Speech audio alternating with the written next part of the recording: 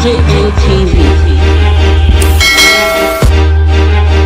Welcome to DJM TV, where you get latest news updates. If today is your first time seeing our videos, you are at the right channel, and we promise not to disappoint you, as we are here to update you on all trending and latest news. Please don't forget to subscribe to our YouTube channel for more videos like this, and you are welcome on board. Please share, comment and like our work, as this gives us the strength and ability to carry on with our good work. Let's get into the main news. As he day hot, we go day give it out. Ganduje is a treasury looter, PDP. Guadollar cannot happen in Edo. The governor of Kano State and chairman of the All Progressives Congress (APC) National Campaign Council for the Edo governorship election, Abdullahi Ganduje, has been described as a barefaced treasury looter, who has no moral rectitude to speak against corruption. The People's Democratic Party (PDP) made this known in a signed press statement by Kola Olobondiyan, its national publicity secretary. The party said it was a huge irony that Governor Ganduje, who has become a butt of national shame after being seen on viral video stuffing his robe with gratification in foreign currency, to accuse the PDP of corruption intentions in the Edo State governorship election. It is a paradox that an individual who has earned himself the disgraceful public sobriquet of Guadollar, after being caught collecting gratification, would attempt to accuse others of having intention of looting the treasury of a state. It is only in a party like the APC, under a Buhari presidency, that such a tarnished individual can be selected to speak in public, let alone lead a governorship election campaign. Apparently, Governor Ganduje and other APC leaders are so used to looting public treasuries that such is his first mental direction after his inauguration to lead the Edo governorship campaign. It maintained that Governor Ganduje has further confirmed the real intention of the APC, which is to use their morally embattled candidate, iyamu, for their desperate efforts to regain access to Edo State's treasury, after Governor Godwin Obaseki liberated the state from the stranglehold of APC treasury looting godfathers. Our party invites Governor Ganduje to note that there is no free dollars for him and other APC leaders to loot in Edo State. Under the PDP, the resources of Edo State, and indeed other PDP states, belong to the people and not to any political cabal and their godfathers. Of course, this is why the people of Edo State are solidly behind Governor Obaseki for firmly resisting APC looters. Moreover, Governor Ganduje, with his infamous Guadollar video, is no match to the chairman of the PDP National Campaign Council for the Edo election, Governor Wike. Whereas Governor Wike is a highly respected, upright, honest, transparent, people-based and development-driven leader, who is firmly in touch with the people of Edo State and enjoys their confidence and trust, Governor Ganduje, on the other hand, represents a leadership that is fraught with dishonesty, corruption, non-performance and public shame, it added. The PDP advised Governor Ganduje and the APC to relinquish the thoughts of looting Edo State treasury like they have done in APC-controlled states. The party assured that the people of Edo State will humiliate them in the September 19th election. News number 2. Oshiomhole is moving into the battlefield with his crown prince Pastor iyamu. Main news. National chairman, which finally gave up the fight over his suspension as the chairman, was now named a member in Edo State APC's campaign council, set up by the National Caretaker Committee of the party to ensure Pastor iyamu's victory in the forthcoming governorship election in the state. One would have thought that after appeal court upheld Oshiomhole's suspension, Governor Godwin Obaseki will return back to APC after he joins People Democratic Party (PDP), few days when the APC disqualify him from party's primary. After appeal court shoved Oshiomhole aside, the strong man of Edo politics in his usual style was ready to unleash his political capacity in Edo State to thwart Obaseki's re-election bid. After the National Working Committee and WC of the APC disqualify Obaseki, he chose to humble himself by joining PDP, though still unapologetic over his actions of disgracing Oshiomhole and other state leaders of APC, which goes a long way to show that if he was given a second chance he would repeat same feat.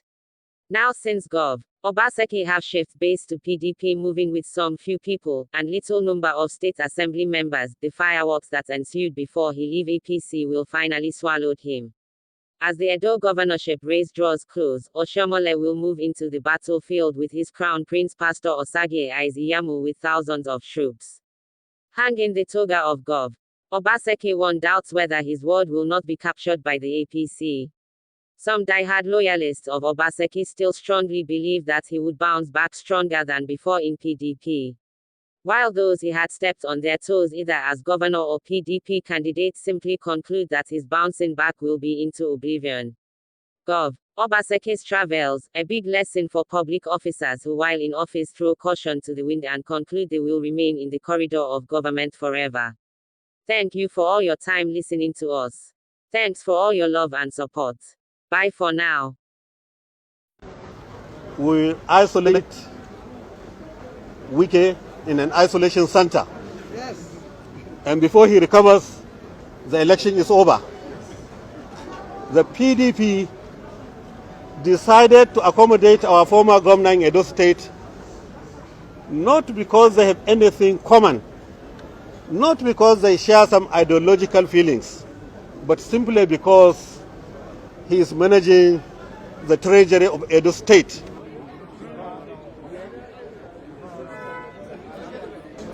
The main purpose of this committee is to provide an enabling environment for all our party men and even non-party members of the public to appreciate our party based on their conscience and based on their ideological belief that APC is the answer in Edo State. So we assure you, we shall create an enabling environment for a peaceful election. We know the opposition is planning to rig the election, but we assure you, we know their tactics, we know their methodologies, and we shall dismantle all their tactics to ensure that we win this election. That was the last question. Yes. The governor of the PDP candidate in Edo State was your colleague some few months ago. Any soft spot for him? There is no soft support for anything like that. The issue is that, first of all, we know PDP made Wike their chairman. I assure you, we will isolate Wike in an isolation center. Yes. And before he recovers, the election is over.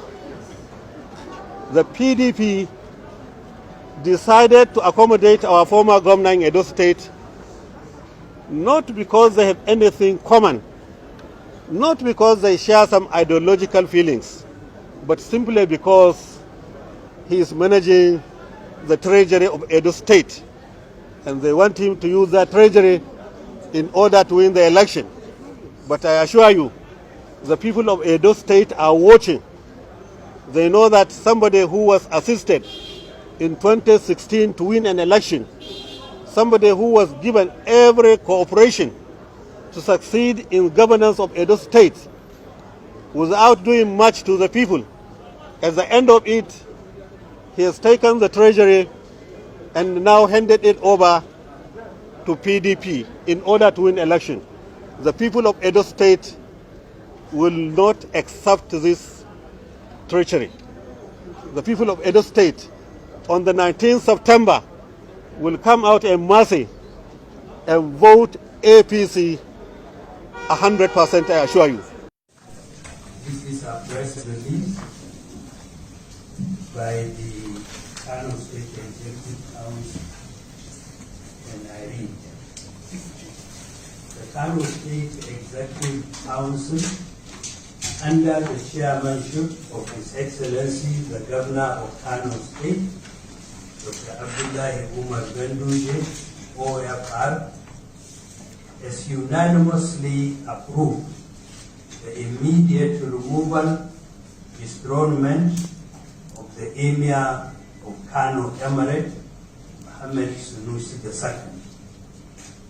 The emir of Kano is in total disrespect lawful instructions from the office of the state governor and other local authorities, including his persistent refusal to attend official meetings and programs organized by the government without any lawful justification, which amounts to total insubordination. it is on record, and in so many instances, Muhammad Sanusi II has been found breaching Part 3, Section 13A to E of the Kano State Emirate Law 2019, and which, if left unchecked, will destroy the good and established image of Kano State Emirate. This removal is made after due consultations with the relevant stakeholders and in compliance with Part 3, Section 13 of the Kano State Emirate Law 2019 and other reasons stated above. The removal was reached in order to safeguard the sanctity, culture, tradition, religion, and the prestige of the Kano Emirate built over 1,000 years. His Excellency Dr. Abdullahi Umar Ganduje, OFR. Of this success, we have to review our lockdown program.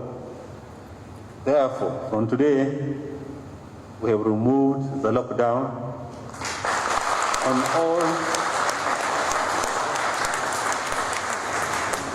on all days, so there is free movement in Kano State.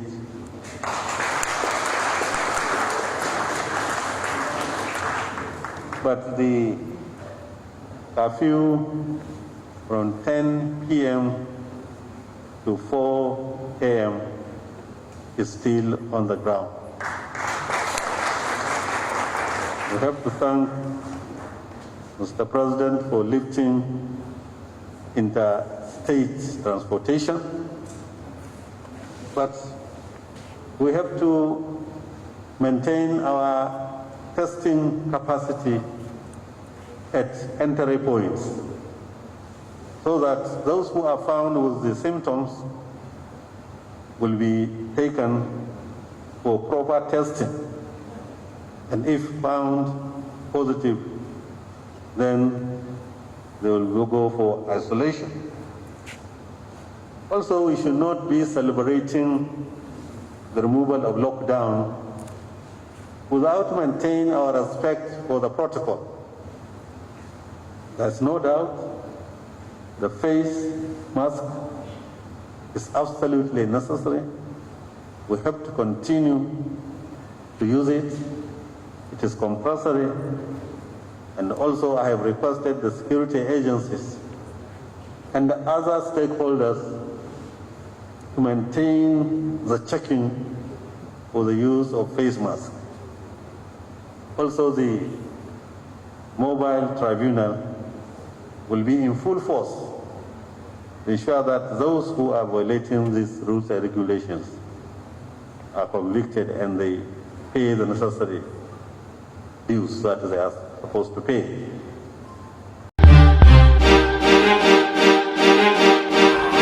DJMTV.